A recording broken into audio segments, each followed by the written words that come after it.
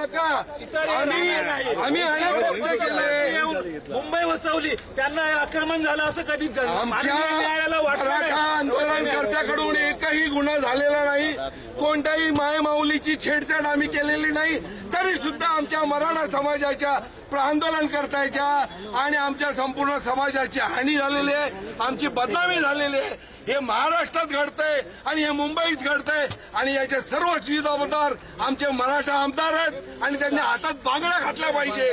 त्या सर्व मराठी आमदारांनी हातात बांगड्या घाला आणि आता इथून पुढे तुमचं तोंड काळं करा, कारण हा मराठा समाज हा छत्रपती शिवाजी महाराजांचा मराठा समाज आहे. याने कधीच कोणाला छेडलं नाही, पण जो आडवा आलाय त्याला आम्ही सोडणार पण नाही.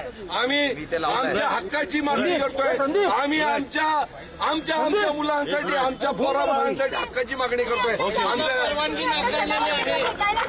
आम्ही त्यांना आम्हाला त्यांचे आभार मानायचे होते की त्यांनी आमची आणि आमच्या समाजाबद्दलची जी भावना त्यांनी कोर्टासमोर मांडली, त्याबद्दल आमचं एकच मत आहे की आमचे एवढे मोर्चे झाले, अनेक मोर्चे आमच्या मराठा समाजाचे झाले, आमचा एक गुन्हा दाखवा.